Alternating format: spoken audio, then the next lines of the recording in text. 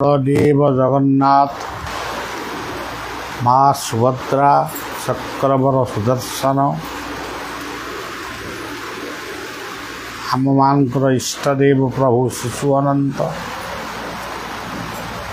गुरुदेव को भक्तिपूत प्रणाम जनाऊँगी। आज पवित्र एकादशी रे केवल पृथ्वीर शांति पाई युद्ध विमुक्त पाई ध्वंसास्त्र विहीन पृथ्वी रक्षा पाई आजिर प्रार्थना उद्दिष्ट आजिर व्रत मध्य उद्दिष्ट।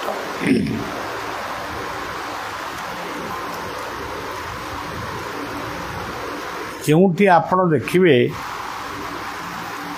केवल सिंह गुड़िए अछंती तांको मारिब किए मरिब किए जदि तांको भितर मरामरी हेबे से ही मरिबे से ही रहिबे। आज पृथ्वीर नेतृवर्ग बा नेतृमंडली समस्ते निजको गोटे गोटे सिंह बोली भावी यही सिंह गोटे सिंह गोटे संघ को गोटे सिंह को मानुनी ता द्वारा अनेक सिंह मरुचंती अनेक सिंह बंचुचंती एया वर्तमान पृथ्वीर अवस्था। से सिंह हो बाघ हो बा छाग हो वर्तमान पृथ्वीर अवस्था एया। आमे ठाकुर मानू ना देइछु किए ना देइछि जगन्नाथ किए विश्वनाथ किए पशुपतिनाथ किए पद्मनाभ स्वामी ये ना देइछु। अन्य धर्मावलंबी माने किए कहते अल्लाह अकबर अल्लाह किए कहते बुद्धम शरणं गच्छामि बाहे गुरु ओ गॉड ये भिन्न भिन्न नाम रे आमे जन को ही डाकू किंतु नाम गुड़ाक भिन्न नीतिगति मध्य भिन्न। तेणु एठी कहिबार कथा होउची मने करंतु आज होउची एकादशी व्रत रे किए निर्जल माने उपास रहूची किए जल तुलसी पाउची किए पूरी आलुदम आलू सिझा ये सब खाऊँ किए सुआ चाउल सागु पणा खाऊँच पुरी रे महाप्रसाद खाऊँच एमती गुड़े कौटी गोटे माने स्थिर निश्चित जिनिस ना किए कौन कर गोटे जगह को आम जाइलु ढेंकानाल से मायाबांकर गोटे संघ अच्छी परशुराम पंडांकर सी सब एकादशी भोग देले सी भोगे कौन ना गोटे केते प्रकार कौन देले गोटे अमृत भंडार खीरी देले मुझे अरे अरे अमृत भंडार खीरी भी रात होची एमतिया जदि खाद्य आम खाइबा ताल तो आम समस्ते एकादशी करिया कथा। तेरे एकादशीर अर्थटा कौन एक रूपरे जगत को देख एक आत्मा समस्त भीतर अच्छा एक परमात्मा ये जगतर स्रष्टा एक भाव रखिले गोटे परिवार गठन हम जीवन गठन हम समाज गठन हम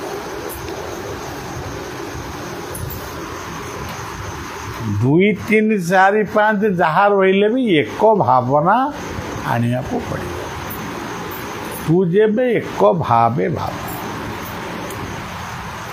आपण देखो गोटे तत्व आमे बेले बेले जंजाल निष्पेषित हो निजक दुर्बल मन करुँ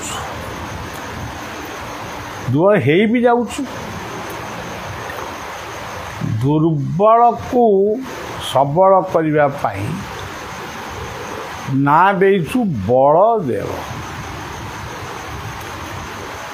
सी आमको बल जोगेबे कहीं न जोगेबे ताले आमको सृष्टि कले कहीं से भाव ये जगत रे आमे समस्ते अनाथ ये अनाथ मानू रक्षा करती जी तांको आमे जगन्नाथ बोले कहूँ से भाव समस्त अभद्रामी पुरुष हूँ नारी हूँ अभद्रामी असभ्य अश्लीलतार दूरे जाई आमे गोटे भल भद्र पुरुष भद्र महिला हवा तेबे जाई समाज तिष्ठिब से ना हूँ सुभद्रा बलदेवंकर आउ गोटे ना हूँ बलभद्र सुदर्शन होउचंती सूर्य चंद्र समुद्र अग्नि पृथ्वी पवन पहाड़ पर्वत वृक्ष तरु तृण लता फूल फल मधु सुबास ये होउचंती सुदर्शन ताले आमे सीना आपको रखिले ना सुदर्शन हे आम पहाड़ काटी पकेबा एमती जदि माने विक्षिप्त मनोभाव हम तो रही बर्तमान सुदर्शन रूपक पृथ्वी कौटी केतेबेले कौन घटीजीव राति आमे शोचु कौन घटव अमुक बम फुटब गोटे सिंह चिंता कला आउ गोटे सिंह आउ कौटी रही चिंता कला सी जदि या कला मुझे कौन करी सी आउ गोटे ध्वंसास्त्र पकेला जदि एक भाव रहंता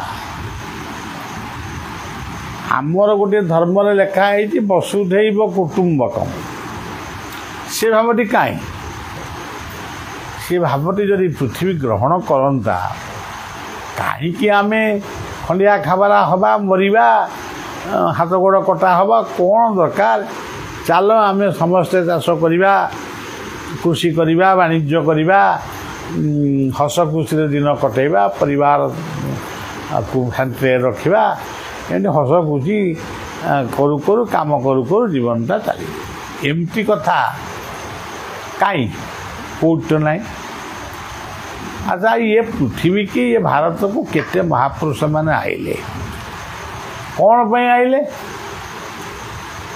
से थिले उपस्थित रे बलिया ही तांको आज बुली बुली पचारू था आपण माने थिले कौटी आसिले कौठार एते रूप आइले कहीं जदि आइले एते प्रार्थना एते मंत्र एते शास्त्र एते बाणी सब कहले कौठी गोटे महापुरुषों बाणी पृथ्वी को शांत करी पारिछि कि जीशु ख्रीष्ट ପ୍ରେମର ବାଣୀ କହିଲେ, ସେବାର ବାଣୀ କହିଲେ, କିନ୍ତୁ ସିଏ ଯେଉଁ ଦେଶରେ କାୟା ବିସ୍ତାର କଲେ ସେ ଦେଶରେ ବି ଧ୍ୱଂସାସ୍ତ୍ର ଠାରୁ ଆରମ୍ଭ କରି ମରାମରି ପର୍ଯ୍ୟନ୍ତ ଯାଉଛି। ବୁଦ୍ଧ କହିଲେ ଶାନ୍ତିର ବାର୍ତ୍ତା ଦେଲେ। ଚୀନ, ନେପାଳ, ଭୁଟାନ ଏଗୁଡ଼ା ସବୁ ବୌଦ୍ଧ ଧର୍ମର ଅବଲମ୍ବୀ ଦେଶ। ସେଠି ଅଛି କି ଶାନ୍ତି? ବୁଦ୍ଧ ମୂର୍ତ୍ତି ପୂଜା ହେଉଛନ୍ତି, ବୁଦ୍ଧଙ୍କୁ ଶରଣଂ ଗଚ୍ଛାମି ବୋଲି କହୁଛନ୍ତି, ସେଇ ମରାମରି ଧରା ଧରିକି ଅଛନ୍ତି। ଇସଲାମ ମାନେ ମହମ୍ମଦ କହିଲେ, ସେ କ'ଣ କହିଲେ? ଏକେଶ୍ୱରବାଦ, ଜଣକୁ ଡାକ। ସେ ଗୋଟାକ ସେଇଟାକୁ ପାଳନ ସେମାନେ କରୁଛନ୍ତି, କିନ୍ତୁ ଏକ ଭାବଟି ନାହିଁ। ଏକେଶ୍ୱର ଖାଲି କହୁଛନ୍ତି, କିନ୍ତୁ କେବଳ ସେ ଏକେଶ୍ୱରବାଦକୁ ନେଇକିରି ଏକେଶ୍ୱର ହିଁ ଏକମାତ୍ର ଆଲ୍ଲା, ଆଉ ସବୁ ଖରାପ, ସମସ୍ତଙ୍କୁ ମାର ହାଣ କାଟ। ଇଏ କ'ଣ ମହମ୍ମଦଙ୍କର ଚିନ୍ତାଧାରା ଥିଲା?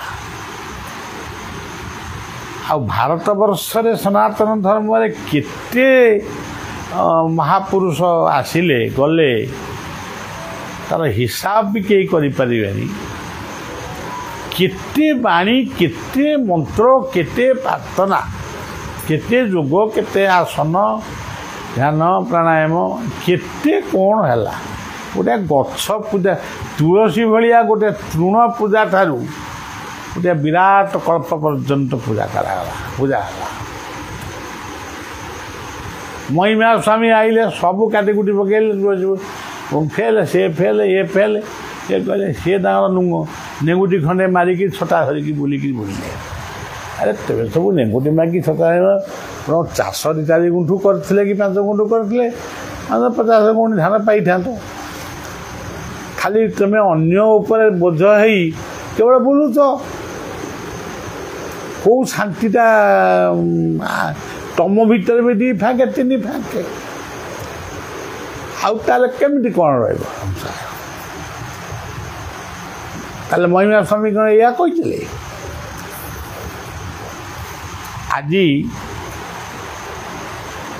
ଆଉ କେତେକ ଏବେ ବି ଅଛନ୍ତି, କେହି ଆଉ କହୁନାହାନ୍ତି ମୁଁ ଜଣେ ବାବାଜୀ, ମୁଁ ଗୋଟେ ସାଧାରଣ ଲୋକ, ଏମିତି କହୁନାହାନ୍ତି। ଏ ପୁରା ଭଗବାନ ଉପରେ ଅଛି।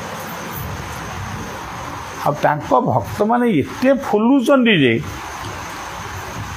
ମାନେ ଯାହା କହନ୍ତି ବେଲୁନ ଫୁଲିଲା ଭଳିଆ କି ବେଙ୍ଗ ଫୁଲିଲା ଭଳିଆ, ସେମାନେ ଆମ ମାନେ ଭଗବାନଙ୍କୁ ଯେମିତି ସେ ସତରେ ତାଙ୍କ ଫୁଲ ପକେଇ ବାକ୍ସ ଭିତରେ ଚାପି ପକେଇ ରଖିଛନ୍ତି। ସେ ଭଗବାନ କ'ଣ କରୁଛନ୍ତି? ଯାଆନ୍ତୁ ଇସ୍ରାଏଲକୁ ଶାନ୍ତି କରିବେ, ଯାଆନ୍ତୁ ପାଲେଷ୍ଟାଇନକୁ ଶାନ୍ତି କରିବେ, ଯାଆନ୍ତୁ ଇରାନକୁ ଶାନ୍ତି କରିବେ, ୟୁକ୍ରେନକୁ ଶାନ୍ତି କରିବେ, ରଷିଆକୁ ଶାନ୍ତ କରିବେ, ଆମେରିକାକୁ ଶାନ୍ତ କରିବେ। ଆଉ ଭାରତ ବର୍ଷରେ ଯେଉଁ ଅଶାନ୍ତି ଅଛି, ତାକୁ ଆମ ଭିତରେ ଯେଉଁ ସାମ୍ପ୍ରଦାୟିକ ଦଙ୍ଗା ଅଛି, ତାକୁ ବି ଶାନ୍ତ କରିବେ। ଆଉ କିଛି ନାହିଁ, ଗୋଟିଏ ଘରେ ବସି ଫୁଲମାଳ ପିନ୍ଧି ଆଉ କଚୁ ବୃକ୍ଷ ମୂଳେ ବେଙ୍ଗ, ଦଣ୍ଡ ଛତ୍ର ଧରାୟତ। କିଛି ଲୋକ ତାଙ୍କ ପାଖକୁ ଆସିବେ, ହରିବୋଲ ହୁଳି ପକାଇବେ। ଏଇଥିରେ କ'ଣ ପୃଥିବୀ ଶାନ୍ତି ହେବ? କେବେ ବି ହେବ ନାହିଁ, ଆଦୌ ହେବନି। ବରଂ ଭାଗ୍ୟବାଦୀ ନ ହୋଇ କର୍ମବାଦୀ ହୁଅ, କର୍ମ କର, ଜ୍ଞାନୀ ହୁଅ। ପୁଳାଏ ଦାଢ଼ି, ପୁଳାଏ ବାଳ, ପୁଳାଏ ଜଟା, ପୁଳାଏ ଚିତା, ପୁଳାଏ ତିଲକ, ପୁଳାଏ ମାଳି, ଇଆକୁ କ'ଣ ଇଆ ହେଲେ ଭଗବାନ ହେଇଗଲ?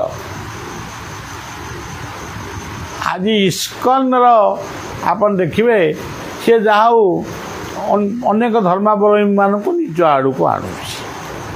ତୁ ସେ କେବେ ବି କହୁନି ଆମେ ହିନ୍ଦୁ।